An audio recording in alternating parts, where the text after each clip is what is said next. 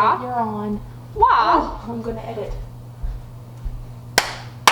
Hi, welcome back to the Coronacation, as Kathleen calls it, also known as the quarantine. Quarantine, day 3.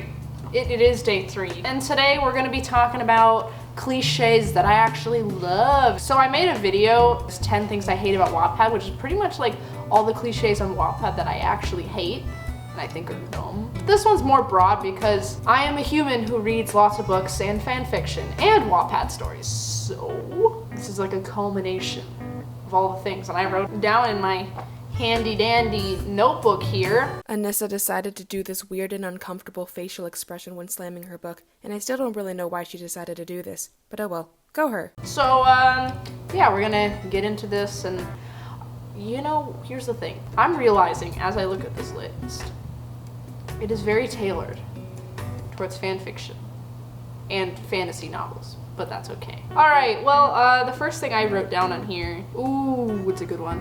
When one character sacrifices themselves for another character.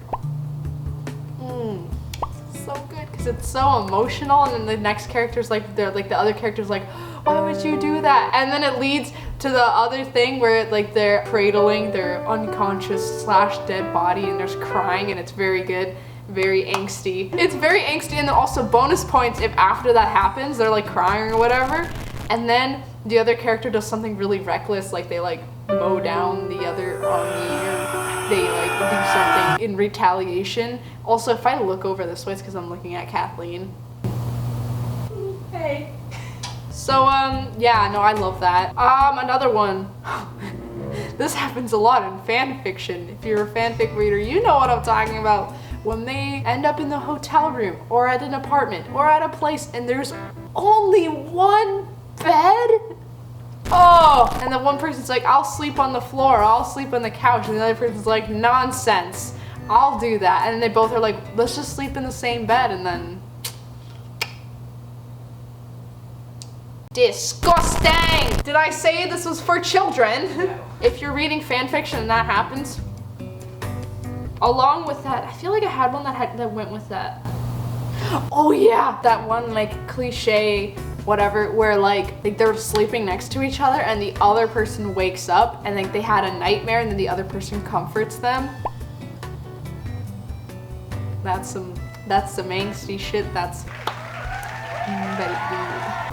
I read a lot of Voltron fanfiction, and that happens a lot. Anyways, rivals to lovers. We love when they hate each other at the beginning and then they begrudgingly decide, you know what, I actually like you. But if it's done tastefully. I just did an after review. He was just a jerk to her and she just thought he was hot. Like there was no reason for them to get. I will never not stop being angry about that, okay? But like along with that is my favorite thing is like when they're rivals to lovers and like during the rivalry phase, they keep on just running into each other everywhere they go. Like they're at like a school, like if it's like a school romance novel, and then they just keep having the same classes or they keep having the same activities together, and they're like, why the heck do I keep running into this person? They get more and more angry, and then they slowly become friends because of this one instance where they're like, hey, actually we're not that bad of a team.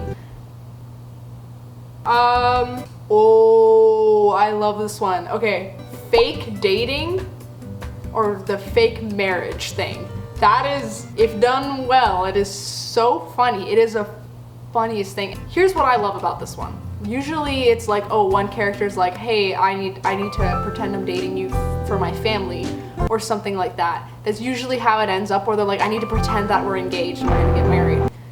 So good because they like do all this romantic stuff, but they're like, oh, it's just pretending, and it's so angsty because they keep thinking that the other one is pretending when they're not, and they're like catching feels, and they're like, yeah, but the other one's pretending. And then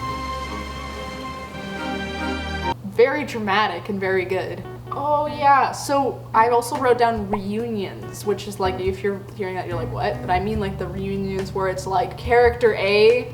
Wait, what was our character's name? Michael. Michael thought Janet was dead, and then he's like all happy to see her, and he's like, you know, the big head thing, and then they have that sentence, like that one phrase like hits in the feels where it's just like, I thought you were dead, and they have the hugs.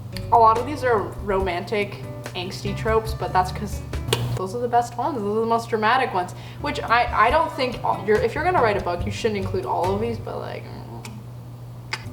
you just look how bad my handwriting is. It's garbage. Like I am having a time reading this. I saw this one person on Tumblr write this down, and I had to include this. They said on Tumblr, they're like, oh, when character A walks in and discovers all the bad things that character B has done, and they're like, oh my gosh, what have you done? Ooh, that's some drama, because you know there's gonna be a big fight afterwards, and then splits the characters up. Drama. Love that. So thank you to that random Tumblr user. I don't remember who you are, I'm sorry, but I tried to give credit. Oh, I love this. When villains have a redemption arc. I love when that happens. So I like redemption arcs for villains especially because you should always humanize your villain like a little bit, because if the villain does bad things because they're bad, it's just, they're not a very dynamic character then, and redemption arcs are such a good way to end it and make it sad and bittersweet. I love that. Now I have an itch, okay. And the final one I wrote down that I thought was very good, which... the final one I wrote down was when the one character who's always very calm pretends to be indifferent. They're always super kind, or like, just like that one character that seems unbreakable when the other characters or something happens that makes them break. That is such a dramatic and impactful moment. So good. If you've ever read The Host by Stephanie Meyer, I'm not going to really go into too much detail if you decide you want to read it, but there is this one scene where the main character Wanda, she like walks in, and it goes through that whole trope of she walks in and she's like, oh my god, what have you done? And then she like completely breaks down, and it's such a good moment in the book. It's so good. Like, I love that scene, honestly. One of my favorite scenes in the entire, like literally The Host, I highly recommend that book because it has that trope where she walks in, she's like, what have you done? The calm character breaks, and she's also a really kind character, so that, you know. And then there's like, she tries to sacrifice herself for her friend. It's so good.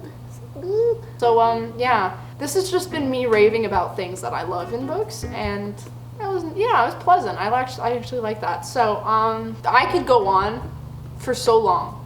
So if you want to see more, let us know in the comments below. Don't forget to subscribe, because we got some more high quality content coming at you because it's quarantine time, so you know. The one thing we have is time now. So, smash that like button, smash that subscribe button, come back and see some more creative shenanigans, and we'll see you in the next one. Bye-bye! The first thing I wrote down on here, ooh, it's a good one. Ooh, a good example. Ooh, so good. Oh yeah. Oh, I love this one. Oh, another one. This is, I love reading this one. It's so good. Oh, I love this.